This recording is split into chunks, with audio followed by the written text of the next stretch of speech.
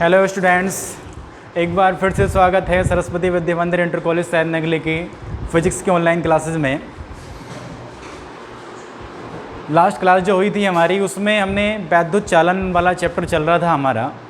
उसमें उस चैप्टर की थ्योरी लगभग हमारे सारी की सारी कंप्लीट करा चुके हैं। मैंने पहले ही बताया था अगली क्लास जो होगी हमारी न्यूमेरिकल्स की होगी, तो आज न्यूमेरिकल कराएंगे।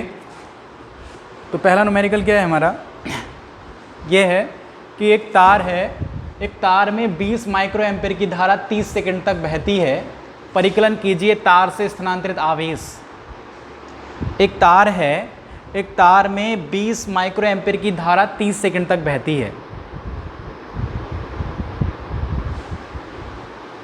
एक तार में 20 माइक्रो एम्पेयर की धारा 30 सेकंड तक बहती है, तो परिकलन कीजिए तार से स्थानांतरित आवेश। तार से स्थानांतरित आवेश पूछा है। आवेश क्या होता है अभी, क्यों होता है, हमें क्यों निकालना है। तो पहला काम क्या है, देखते हैं क्या क्या दे रखा है हमें। तो दे रखा है इसमें 20 माइक्रो एम्पेयर की धारा, यानी आई की वैल्यू कितनी है हमारे पास, 20 माइक्रो एम्पेयर। माइक्रो का मतलब 10⁻⁻⁶। तो आई की वैल्यू कितनी हुई हमारे पास, 20 × 10⁻⁻⁶ एम्पेयर हो गई। कितने सेकंड तक प्रवाहित होती है, 30 सेकंड तक। तो टी की वैल्यू कितनी हो गई, 30 सेकंड। निकालना क्या है इसमें, तार से स्थानांतरित आवेश। क्यों निकालना है, तो फॉर्मूला हमने पढ़ा है वैद्युत धारा का, I बराबर कितना होता है, Q/T होता है। हमें Q की वैल्यू निकालनी है, तो Q बराबर कितना हो जाएगा, IT। बस करना क्या है, सीधा सा सवाल था। I की वैल्यू रख दीजिए। I की वैल्यू कितनी है हमारे पास, 20 × 10⁻⁻⁶। तो 20 × 10⁻⁻⁶ रख दिया। और T की वैल्यू कितनी है हमारे पास, 30 सेकेंड। बस 30 रख दिया। तो Q बराबर कितना आया, 3 दूनी 6, 600 × 10⁻⁻⁶। या लिख सकते हैं हम इसे कितना, Q बराबर 6 × 10⁻⁴ कूलाम। लीजिए, फर्स्ट पार्ट हो गया इसका। सेकंड पार्ट में क्या पूछ रहा है हमसे, सेकंड पार्ट में पूछ रहा है तार से स्थानांतरित इलेक्ट्रॉनों की संख्या। तार से स्थानांतरित होने वाले इलेक्ट्रॉनों की संख्या पूछा है, मतलब n की वैल्यू पूछी है। और n की वैल्यू हम कहाँ से निकालेंगे, हमने फॉर्मूला पढ़ा है पहले चैप्टर में। Q बराबर कितना होता है, Q बराबर होता है NE। सही है। तो Q की वैल्यू हम निकाल चुके हैं, E की वैल्यू हमें पता होता है 1.6 × 10⁻⁻⁹। अब वैल्यू किसकी निकालनी है, n की। तो n बराबर कितना हो जाएगा, n बराबर हो जाएगा Q/E। Q की वैल्यू रख दीजिए कितना, 6 × 10⁻⁴। और E की वैल्यू 1.6 × 10⁻⁻⁹। दशमलव हटाया, 0 बढ़ाया, 16 × 48, 12 बचे, कितना हो गया, 120। तो 16 × 7 = 112, कितने बचे, 8, और 16 × 5 = 80। तो n बराबर कितना है, 3.75, और 10 की पावर कितनी हो जाएगी, 19 ऊपर लेके जाएंगे, कितनी बचेगी, 15। लीजिए 3.75 × 10⁻15, ये हमारे इलेक्ट्रॉनों की संख्या आ गई है। सही है। फर्स्ट पार्ट में हमसे क्या पूछा था, प्रवाहित होने वाला आवेश पूछा था हमने, Q बराबर IT लगा दिया, Q की वैल्यू आ गई है। सेकंड पार्ट में क्या पूछा था हमसे, प्रवाहित होने वाले इलेक्ट्रॉनों की संख्या पूछी है। Q हम फर्स्ट पार्ट में निकाल चुके हैं, E हमें पता होता है, Q बराबर N फॉर्मूला लगाया है, N की वैल्यू आ गई है। ये पहला सवाल हो गया है। दूसरे सवाल में देखेंगे, दूसरा सवाल क्या है हमारा, ये है,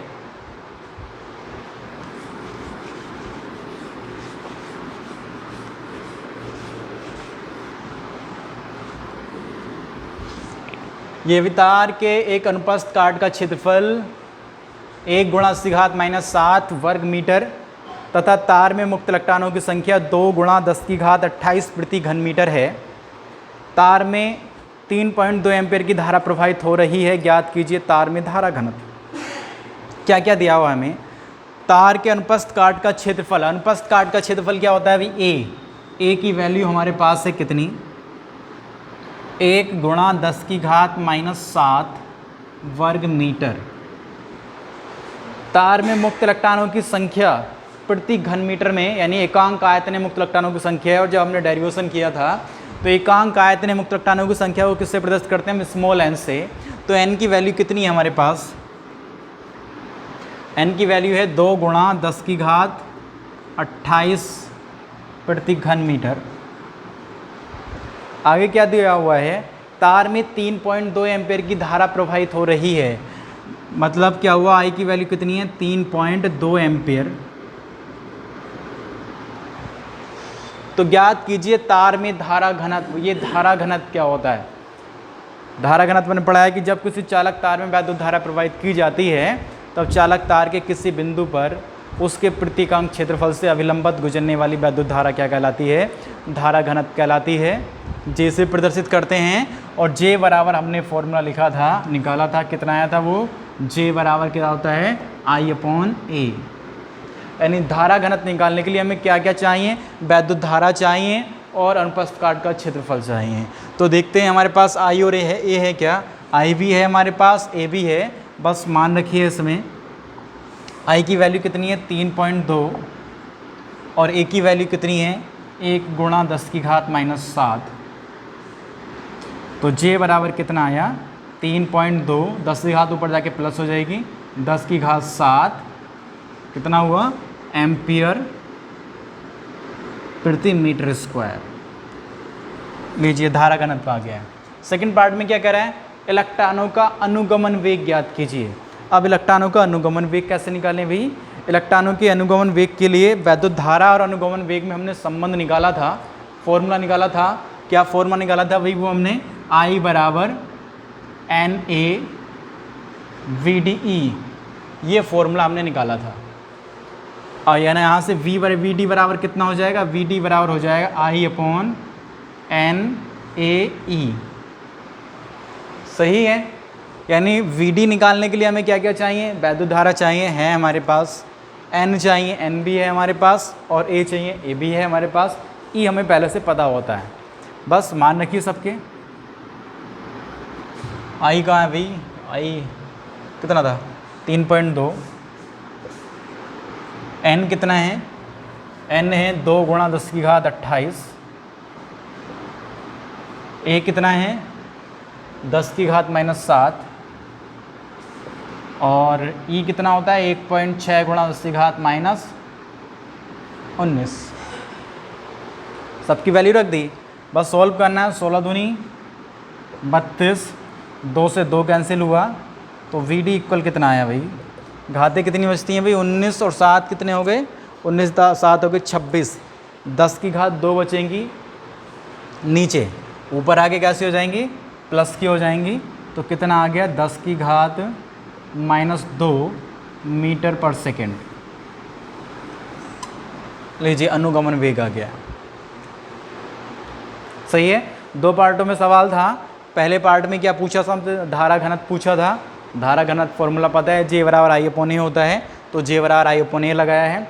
सेकंड पार्ट में हमसे क्या पूछा है, अनुगमन वेग पूछा है। तो अनुगमन वेग के लिए धारा घनत्व वैद्युत धारा और अनुगमन वेग में संबंध था हमारे पास, I बराबर NAVDE। यहाँ से हमने VD का वैल्यू निकाली, तो VD इक्वल कितना हो जाएगा I/NAE। सारे मान हैं हमारे पास।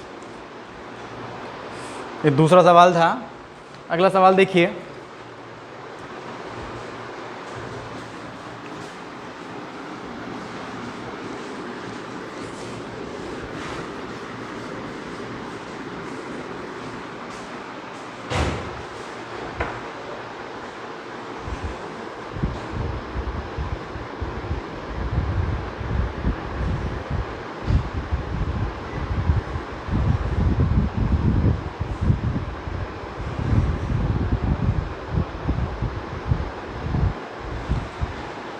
सवाल है एक तार के परिच्छेद क्षेत्रफल, यानी तार का जो परिच्छेद क्षेत्रफल है वो 1 गुणा 10 की घात -9 वर्ग मीटर तथा लंबाई 0.30 मीटर है। यदि इसका प्रतिरोध 6 ओम हो तो इसकी विशिष्ट चालकता ज्ञात कीजिए। वैल्यू क्या क्या है हमारे पास, अनुप्रस्थ काट का क्षेत्रफल A इक्वल है हमारे पास 1 गुणा 10 की घात -9 वर्ग मीटर। और क्या है हमारे पास, तार की लंबाई है, L की वैल्यू है 0.30 मीटर। प्रतिरोध है इसका, R की वैल्यू है कितनी 6 ओम। इसकी विशिष्ट चालकता पूछ रहा है। ये विशिष्ट चालकता क्या होती है? विशिष्ट चालकता पढ़ा है कि विशिष्ट प्रतिरोध के व्युत्क्रम को क्या कहते हैं? हम विशिष्ट चालकता कहते हैं। विशिष्ट प्रतिरोध के व्युत्क्रम को क्या कहते हैं? हम विशिष्ट चालकता कहते हैं। सिग्मा से प्रदर्शित करते हैं, तो सिग्मा हमें यहाँ निकालना है। तो क्या होता है अभी? सिग्मा बराबर होता है 1/ρ होता है। और रो बराबर क्या होता है? रो बराबर होता है RA/L। RA/L, L ऊपर चला जाएगा तो सिग्मा बराबर कितना हो जाएगा? RA/LRA। अब बस मान रखना है हमें, तो सिग्मा बराबर कितना हुआ? L की वैल्यू रख दीजिए कितनी? 0.3।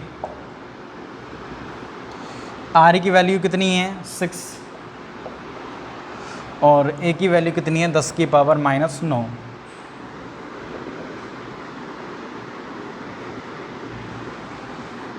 दशमलव हटाया 3 दूनी 6, तो सिग्मा बराबर कितना आया?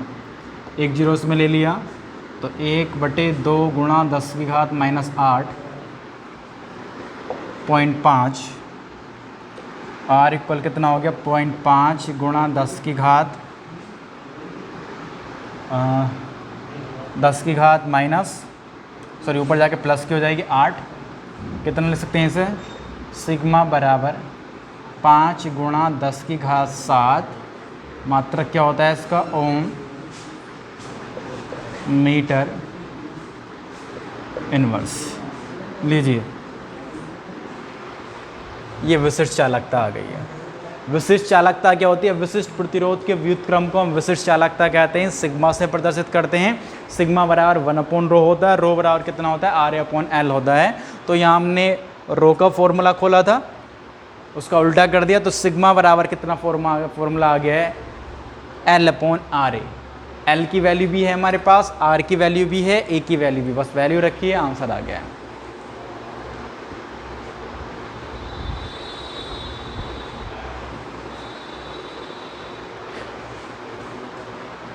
चलिए नेक्स्ट सवाल देखते हैं।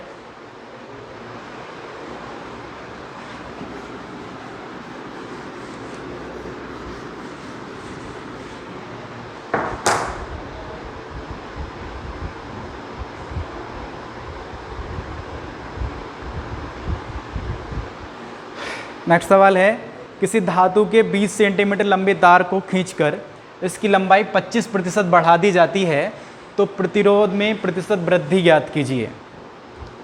एक तार है जिसकी लंबाई कितनी थी हमारे पास? 20 सेंटीमीटर है।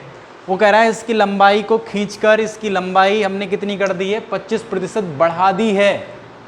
तो नया प्रतिरोध क्या होगा? मैंने पहले ही बताया, जब प्रतिरोध पढ़ाया था, प्रतिरोध को प्रभावित करने वाले कारक बताए थे कि तार जितना ज़्यादा लंबा होता है उसका प्रतिरोध उतना ही अधिक होता है।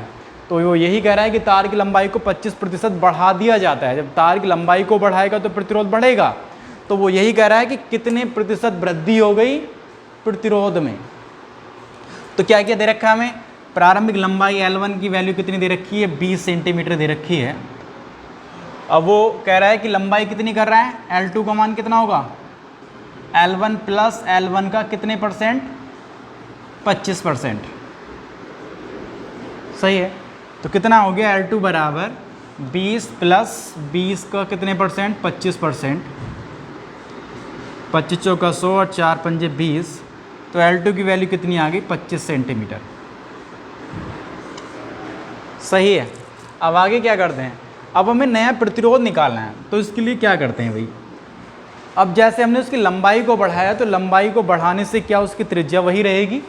तार ये है, मार्कर है ये, इसे तार ही माने हम। अगर हम इसे खींचते हैं तो खींचने से क्या इसकी मोटाई इतनी रहेगी? जाहिर सी बात है, जब हम लंबाई बढ़ाएंगे तो मोटाई क्या होगी? इसकी कम होगी, यानी त्रिज्या इसकी कम होगी, या कह सकते हैं कि अनुप्रस्थ काट का क्षेत्रफल क्या है? घटेगा। और प्रतिरोध का फॉर्मूला हमने पढ़ा है, R इक्वल कितना होता है? ρL/A होता है। मतलब A का मान बदलेगा तो R का मान भी बदलेगा।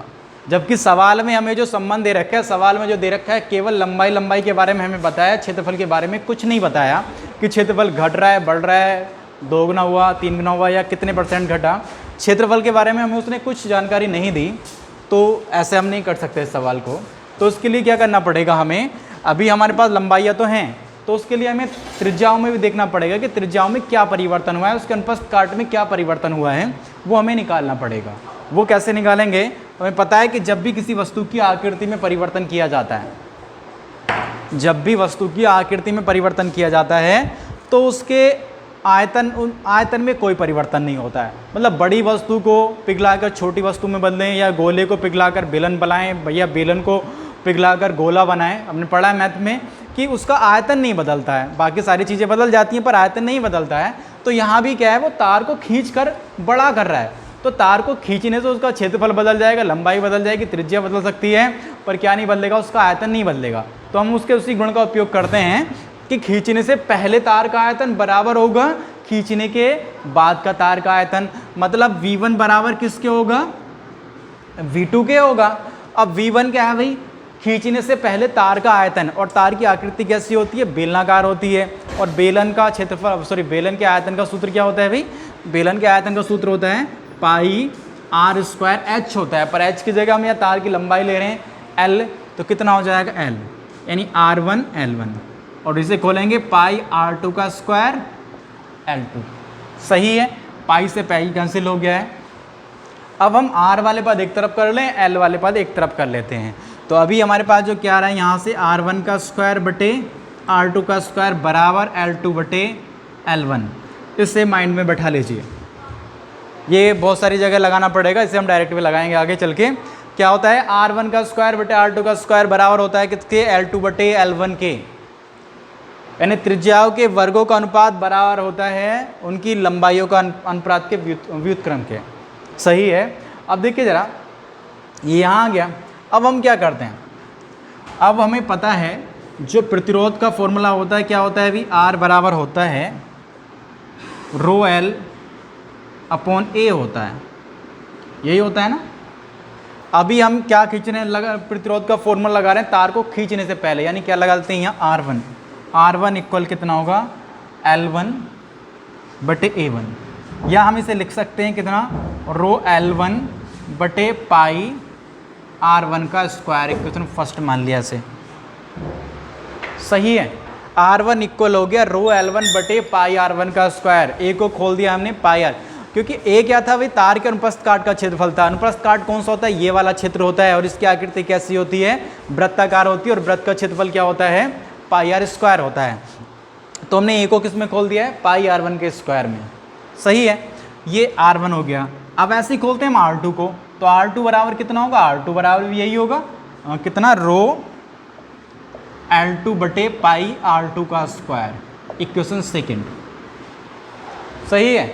अब करना क्या है, हम करते हैं इक्वेशन सेकेंड को भाग कर दिया फर्स्ट से, या फर्स्ट को भाग कर दीजिए सेकेंड से, कोई फर्क नहीं पड़ता, पर हमें R2 निकालना है, जिसका मान निकालना होता है उसे ऊपर रखते हैं। तो हमें R2 निकालना है, तो R2 को हमें ऊपर रखना है, यानी इक्वेशन सेकेंड को भाग कर रहे हैं फर्स्ट से। तो कितना हो जाएगा अभी ये, R2 अपॉन R1 रो L2 बटे पाई R2 का स्क्वायर, और रो L1 बटे पाई R1 का स्क्वायर। रो से रो कैंसिल हो गया, पाई से पाई कैंसिल हो गया। कितना आ जाएगा ये भाई, R1 L2 बटे, ये R1 ऊपर जाएगा, L2 बटे L1 गुणा हो जाएगा ये R1 का स्क्वायर बटे R2 का स्क्वायर। दिख रहा है इतना, हाँ आ रहा है। सही है। तो R2 बटे R1 इक्वल हो गया है L2 बटे L1 क्रॉस R1 का स्क्वायर बटे R2 का स्क्वायर। देखिए यहाँ से सवाल चेंज होता है, यहाँ तक सवाल ऐसा कई तरीके से लैंग्वेज में सवाल देता है ये। यहाँ तो उसने लंबाई को दे दिया, वो सवाल ये भी कह सकता था कि तार की लंबाई, तार की त्रिज्या को वो 2 गुनी कर रहा है या 3 गुनी कर रहा है, तब तार का नया प्रतिरोध कितना होगा। लंबाई के बारे में कुछ ना देता, केवल किसके बारे में देता, त्रिज्याओं के बारे में, या यहाँ लंबाई के बारे में दे रखा है, त्रिज्याओं के बारे में कुछ नहीं दे रखा है। तो यहाँ तक सवाल ऐसे ही करते हैं, चाहे लंबाइयों में संबंध दे रखा है या त्रिज्याओं में संबंध दे रखा है, यहाँ तक हम सेम ऐसे ही करेंगे। सही है। अब यहाँ से आने के बाद हम चेंज करते हैं। यहाँ से आने के बाद ये देखते हैं कि अगर हमारे पास लंबाइयों में संबंध है, यानी लंबाइयाँ हमें दे रखी हैं, तो यहाँ से क्या निकाला था हमने, R1 का स्क्वायर बटे R2 का स्क्वायर, वहाँ भी यही आया R1 का स्क्वायर बटे R2 का स्क्वायर। तो इसकी जगह क्या लिख सकते हैं हम, L2 बटे L1। यानी यहाँ पर क्या लिखेंगे हम L2/L1। त्रिज्याएं खत्म हो गई यहाँ से, लंबाई हमें दे रखी हैं। अगर सवाल में क्या दे रखा होता, अगर हमें सवाल में लंबाई ना दे रखी होती, त्रिज्याएं दे रखी होती, तो यहाँ पे क्या करते हैं L2/L1 का मान यहाँ रख देते, कितना R1² R2 स्क्वायर, तो लंबाई हट जाती, क्या बच जाती है, केवल त्रिज्या बच जाती है। समझ में आया? किसी भी तरीके से सवाल आ जाए, चाहे उसने लंबाइयों में संबंध दे रखा है, त्रिज्याएं नहीं दे रखी हैं, या त्रिज्याओं में संबंध दे रखा है, लंबाइयां नहीं दे रखी हैं, यहाँ तक सेम ऐसा ही करना है, अनुपात निकालना है। अब जिसका मान दे रखा है उसे रखेंगे, दूसरे वाले को हटा देंगे। अभी हमारे पास क्या है, लंबाइयाँ हैं, त्रिज्याएँ नहीं हैं, तो क्या करेंगे, त्रिज्याओं को हटा देंगे यहाँ से। त्रिज्याएँ कितनी थी यहाँ, R1² R2 की जगह कितना है L2/L1, तो यहाँ पर हम क्या रख देंगे अब R2/R1 बराबर L2/L1, और इसकी जगह कितना रख दिया हमने L2/L1।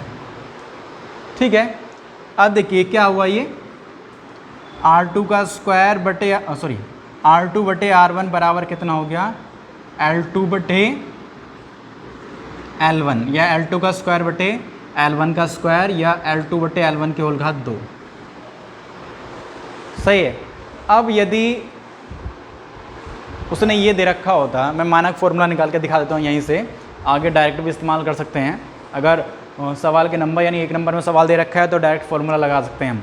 अगर वो सवाल में ये कहता है कि तार की लंबाई n गुनी कर दी, यहाँ तो कह रहा है कि 25% बढ़ाई है, पर अगर सवाल को भी ये कहता कि तार की लंबाई को n गुना कर दिया गया है, तो तार का नया प्रतिरोध कितना होगा, तो इसे कैसे निकालते भाई हम, यहीं तक ऐसे करते। अगर तार की लंबाई को वो n गुनी करता तो क्या होता, L1 बराबर L होता, और L2 बराबर कितना होता है NL होता, यही तो होता ना। तो ये अगर ये मान यहाँ रखते तो क्या फॉर्मूला बनता भाई, यहाँ से L2 की जगह कितना रख दिया हमने NL, और L1 की जगह कितना रखा L होल स्क्वायर, L से L कैंसिल हो गया। सही है, तो कितना बचा यहाँ R2/ नहीं आएगा, कितना बच जाएगा R2/R1 बराबर आ जाएगा कितना n², या यहाँ से लिख सकते हैं हम R2 बराबर n² R1। ये फॉर्मूला है, इसे हम डायरेक्ट भी यूज कर सकते हैं, पर सवाल का नंबर देखेंगे कि सवाल 2 नंबर या 3 नंबर का है या 1 नंबर का है। अगर सवाल 1 नंबर का है तो हम डायरेक्ट फॉर्मूला लगा सकते हैं, R2 बराबर कितना, यानी नया प्रतिरोध बराबर होगा n² R1। n क्या है, तार की लंबाई को जितना गुना किया गया है। सही है, मतलब अगर तार की लंबाई को 2 गुना किया गया होता तो यहाँ n की जगह कितना रखते हैं हम, 2 रखते। तार की लंबाई को 3 गुना किया जाता तो n का मान कितना रखते हैं, यहाँ 3 रखते। अगर वो कहता है कि तार की लंबाई को 1/3 किया गया है या तार की लंबाई को आधा कर दिया गया है, तो n का मान यहाँ कितना रख देंगे हम, 1/2 रखेंगे। सीधा सीधा मान रख सकते हैं, तार n का मान आंसर आ जाएगा। सही है, यानी R' या R2 बराबर कितना होता है n² R1 होता है। n जो होता है तार की लंबाई को जितना गुना किया गया वो होता है, ये सीधा फॉर्मूला होता है। ये मैंने केवल बताया है, अभी इस सवाल को हम इससे तो मान दे रखे हैं। सही है, चलिए आगे करते हैं, मिटा रहा हूँ मैं से।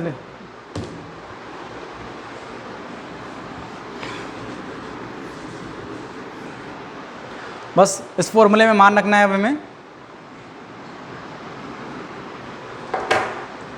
R2/R1 बराबर कितना है L2 का मान कितना निकाला था ना, 25 रख दीजिए। L1 कितना है 20 रख दीजिए, होल घात 2। 5 पंजे 25 और 5 चौक 20। R2/R1 बराबर कितना आया, 5/4 की होल घात 2, यानी कितना हो गया 25/16। सही है, यानी R2 इक्वल कितना हो गया, R2 हो गया 25/16 R1। ये R2 की वैल्यू आ गई R1 के पदों में, पर हमें क्या निकालना है, प्रतिशत वृद्धि निकालनी है। तो प्रतिशत वृद्धि कैसे निकालते हैं भाई, वृद्धि बटे प्रारंभिक मान गुणा 100। तो पहले इसके लिए क्या करना पड़ेगा, वृद्धि निकालनी पड़ेगी। तो वृद्धि कितनी होगी भाई इसमें, यानी डेल्टा R कितना हो गया, डेल्टा R होगा कितना R2 माइनस R1। R2 की वैल्यू कितनी है 25/16 R1 माइनस R1। एलसीएम कितना आया 16 25R1 माइनस 16R1, तो डेल्टा आर इक्वल कितना हो गया, 25 में से 16 घटाओ कितने बचेंगे, 9R1 बटे 16। ये प्रतिरोध में वृद्धि आ गई कि तार के प्रतिरोध में कितनी वृद्धि हो जाएगी, 9R1 बटे 16। अब हमें निकालना है प्रतिशत वृद्धि, तो प्रतिशत वृद्धि निकाल देते हैं। प्रतिशत वृद्धि कितनी होगी भाई, यानी तार के प्रतिरोध में वृद्धि मतलब डेल्टा आर बटे प्रारंभिक प्रतिरोध R1 गुणा 100। बस सबकी वैल्यू है हमारे पास। डेल्टा R1 की वैल्यू कितना, 9R1 बटे 16, R1 ही है, गुणा 100। R1 से R1 कैंसिल हो गया, कितना आया, 9 बटे 16 गुणा 100, 4 चौक 16 और 25 चौका 100। काट लो भाई, 4 दूनी 8, 4 दूनी 8 और 4 पंजे 20, 25 पंजे 125, 25 दूनी 50, 50 और 12 62, 25 दूनी 50, 50 और 6 56.2 के बाद लीजिए 56.25%। यानी तार के प्रतिरोध में जो वृद्धि होगी वो कितनी होगी, 56.25% हो जाएगी। सही है। सवाल लंबा ज़रूर है पर आसान है, स्टेप बाय स्टेप करना है। पहले त्रिज्याओं उसने कहा था कि तार की लंबाई में 25% की वृद्धि कर दी, तो L1 20 सेंटीमीटर था, तो L2 कितना होगा, 20 प्लस 20 का 25%, तो कितना आया था हमारा, 25 आ गया था। सही है। अब हमें त्रिज्याओं का नहीं पता था, तो त्रिज्याओं में संबंध निकालने के लिए हमने क्या किया, उनके आयतन को बराबर रख दिया। आयतन को बराबर रख के देखा हमने, तो कितना आया, वो R1 का स्क्वायर बटे R2 का स्क्वायर बराबर आता है L2 बटे L1, अर्थात R1 का स्क्वायर बटे R2 के स्क्वायर की जगह हम कितना रख सकते हैं, L2 बटे L1 रख सकते हैं। वही हमने किया। फिर प्रतिरोध का फॉर्मूला लगा लिया। प्रतिरोध का फॉर्मूला लगाने के बाद हमने देखा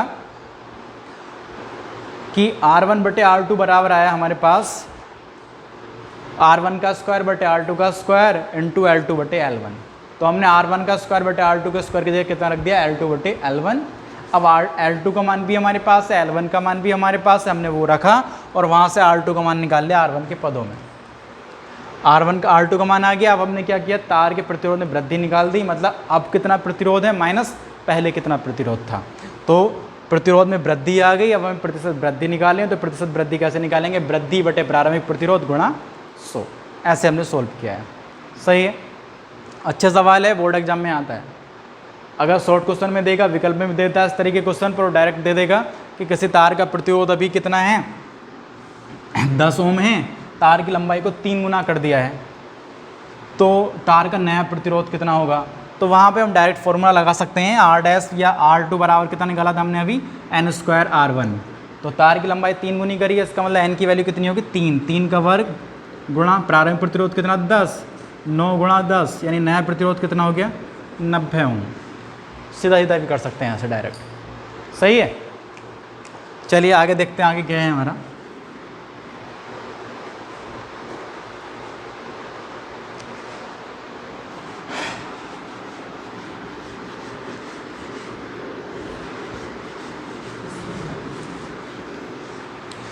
आगे सवाल है, कट रहा है ऊपर से थोड़ा सा,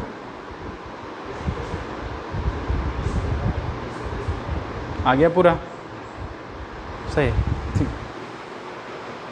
सवाल है, एक बल्ब पर 100 वाट और 220 वोल्ट अंकित है, यानी एक बल्ब है जिस पे क्या लिखा हुआ है, 100 वाट लिखा हुआ है और 220 वोल्ट लिखा हुआ है।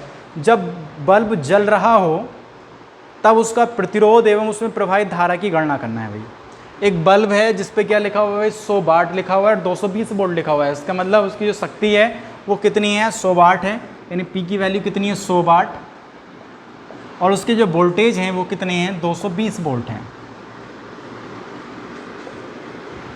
तो कह रहा है जिस समय बल्ब जल रहा है तो उसमें बहने वाली धारा भी बतानी है हमें और प्रतिरोध भी बताना है। भाई हमें शक्ति के कई सारे फॉर्मूले निकाले थे। शक्ति का फॉर्मूला हमने P बराबर VI भी निकाला है, P बराबर I स्क्वायर भी निकाला है, P बराबर V स्क्वायर अपॉन R भी निकाला है। तो जैसे मान दे रखे होंगे वैसा फॉर्मूला लगाएंगे। अभी हमारे पास P है, V है और धारा निकालना चाहते हैं, तो सीधा सीधा फॉर्मूला लगाइए। P बराबर कितना होता है, VI होता है, और I बराबर कितना हो जाएगा, P अपॉन V हो जाएगा। तो आई बराबर पी की वैल्यू रख दीजिए कितनी है 100 और वी की वैल्यू कितनी है 220। तो आई बराबर कितना आया 10/22 या 5 दूनी 10 सॉरी 2 से 2 पंजे 10 और 11। आई की वैल्यू कितनी आ गई 5/11 एम्पियर। लीजिए फर्स्ट पार्ट हुआ। और क्या पूछा है हमसे तार का प्रतिरोध सॉरी बल्ब का प्रतिरोध और पूछा है। अभी हमारे पास आई भी है वी भी है, आर निकालना है हमें। तो आर बराबर कितना होता है V/I होता है। तो वी की वैल्यू रखिए कितना 220 और आई की वैल्यू रखिए 5/11। 5 चौक 20 और 5 चौक 20। आर बराबर कितना है 44 गुणा 11। तो 11 चौक 44 और 11 चौक 44 4 48 484 ओम। लीजिए ये बल्ब का प्रतिरोध आ गया। सीधा सीधा फॉर्मूला लगाना है, इसमें तो कुछ करना ही नहीं था। सारे मान दे रखे हैं हमें। पी दे रखा है वी दे रखा है। आई पूछा था तो पी बराबर VI लगा दिया। अब आई निकाल लिया तो अब पूछ रहा है तार का प्रतिरोध पूछ रहा है। तो वी हमारे पास है आई हमारे पास है, बस आर बराबर क्या लगा दिया है V/I लगा दिया है। चलिए अगला सवाल देखें। अब अगला सवाल क्या है,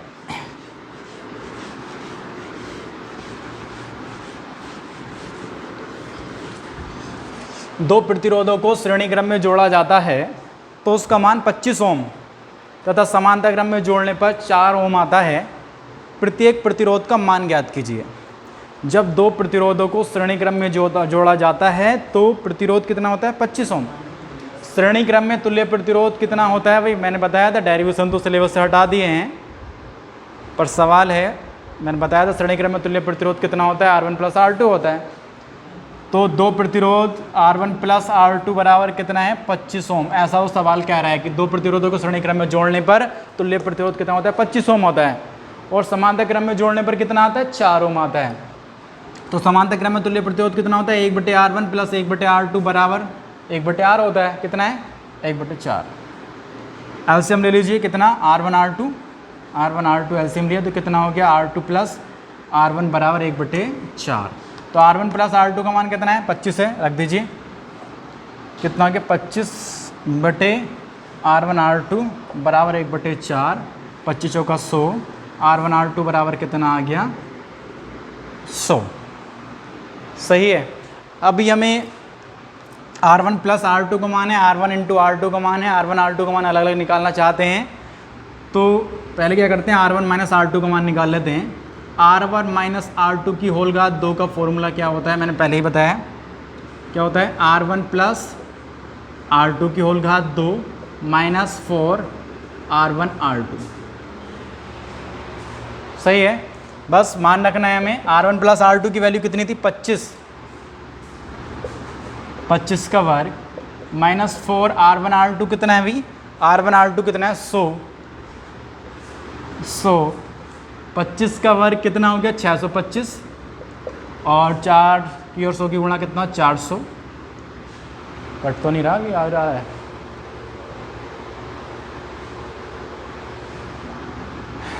कितना हुआ R1 - R2 बराबर R1 - R2 बराबर कितना आ गया 225 अंडर रूट में। और अंडर रूट 225 का मान कितना होता है 15। लीजिए R1 - R2 कितना आ गया है 15 आ गया। अभी हमारे पास R1 + R2 का मान है, R1 - R2 का मान है और हम R1 R2 का मान अलग अलग निकालना चाहते हैं। तो क्या करेंगे, दो इक्वेशन है हमारे पास, इक्वेशन फर्स्ट और इक्वेशन सेकेंड। बस दोनों इक्वेशनों को सोल्व करना है, आंसर आ जाएगा। मिटा दिया जाए,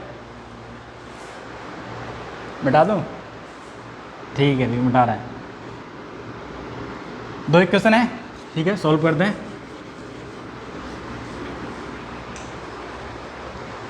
इक्वेशन फर्स्ट और इक्वेशन सेकंड को जोड़ दिया हमने। इक्वेशन फर्स्ट है हमारे पास R1 + R2 बराबर कितना था 25 और इक्वेशन सेकंड है R1 - R2 बराबर 15। जोड़ दो, दोनों को जोड़ दिया।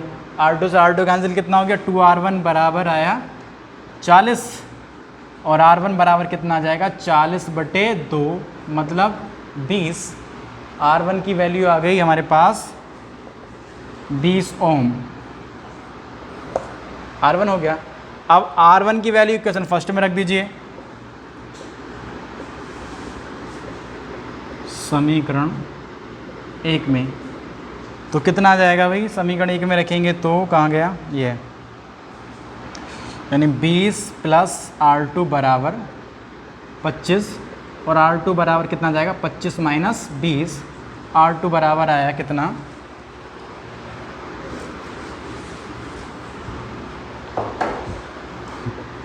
R2 बराबर आएगा 5 ओम। लीजिए अलग अलग प्रतिरोध पूछे थे हमसे, R1 R2 का मान पूछा था, तो R1 कितना आ गया 20 ओम आ गया, और R2 कितना आ गया है 5 ओम आ गया है। चलिए एक सवाल और है लास्ट।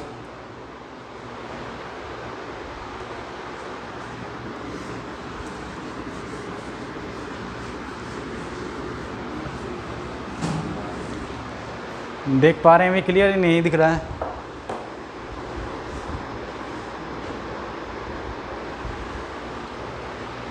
जी एक चित्र का सवाल है, इसे और देखते हैं।